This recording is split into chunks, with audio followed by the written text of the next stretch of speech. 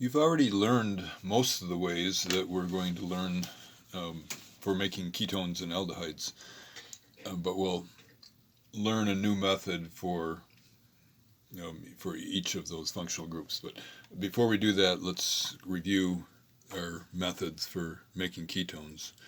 And if you want, you can pause the video and think about what methods have you already learned for making a ketone. This would be a good exercise for you to review in your mind what you've already learned, and then start the video up and see what of these reactions did you remember.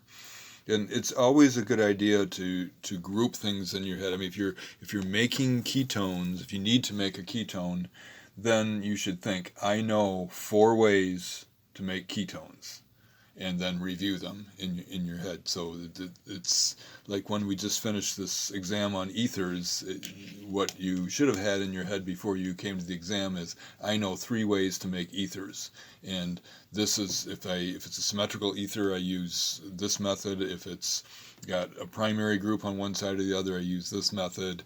If it doesn't, then I resort to using this other method. So one of the ways, so go ahead if you want to test yourself, pause the video and see what you can come up with. Okay, beginning of the semester, one of the reactions that we learned right away was the Friedel-Crafts acylation.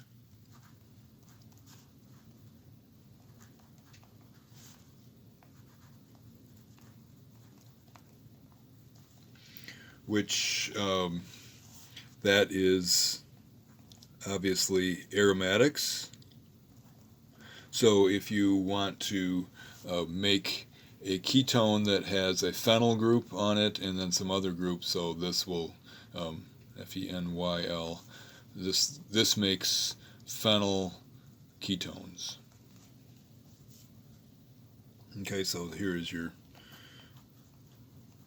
generic Friedel-Crafts acylation, whatever this R group is here, with the carbonyl and aluminum trichloride as a catalyst, and you're making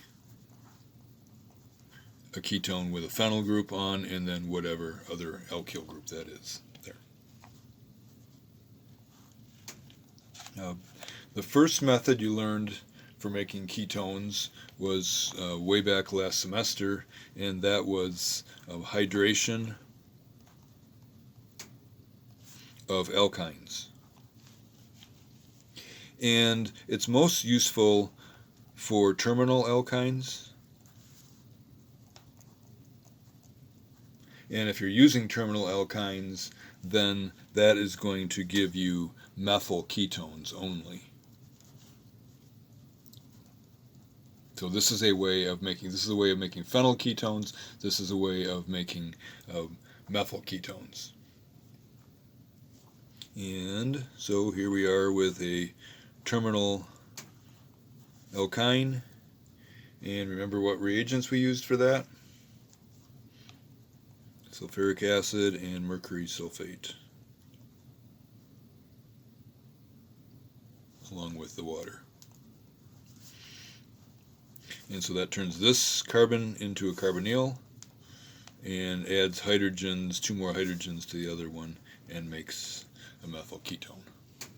So if you had a symmetrical alkyne, you could also, it doesn't have to be terminal, but if the triple bond's in the chain somewhere, it would have to be symmetrical, so it wouldn't matter which end you added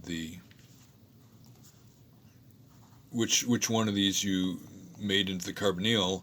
If this R group is the same as this R group right here, then it doesn't matter which end reacts. So if we have the same same reagents here, then we would have a carbonyl there, CH2, and an R group. So another way to make very specific ketones that could be made from a symmetrical alkyne.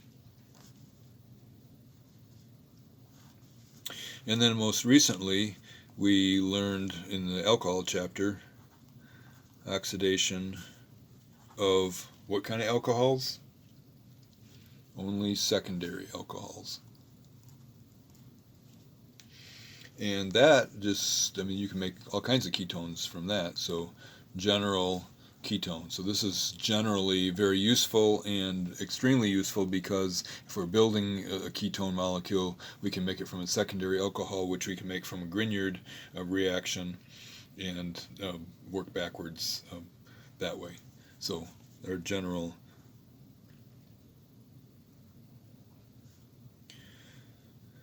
situation here is that we have our secondary alcohol with whatever R groups on here. They can be the same or they can be different, and then we oxidize to get our ketone product. And what are we using for oxidizing agent here? Any oxidizing agent. Strong, weak. PCC, desmartin periodinane, permanganate, chromium trioxide, dichromate. Any oxidizing agent will do that. And then we can also make ketones by breaking apart alkenes. So we do that by ozonolysis. And this is not something that you are going to want to do very often, because it's just kind of a specialty thing, and most of the time you wouldn't be making a bigger alkene to break it apart to make smaller ketone. But ozonolysis of alkenes gives smaller ketones.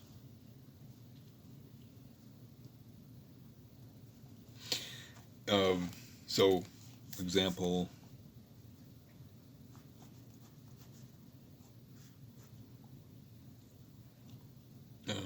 whatever.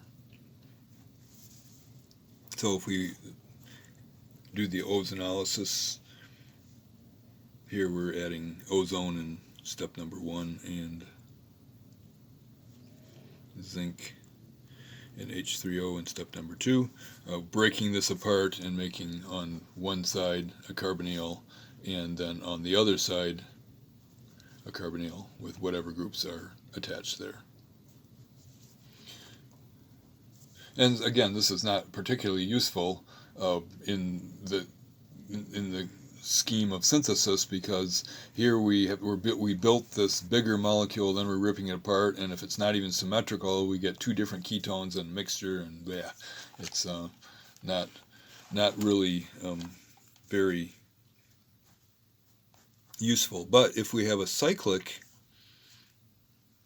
alkene with a couple groups on there, and we want to break it apart, then we can use the same reagents there and break that double bond, and we can make a diketone.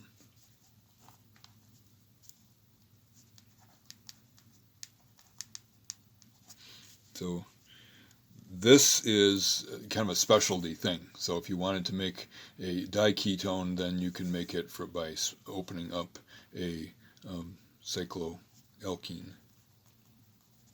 There. So those are the 4 methods that you have previously learned for making ketones.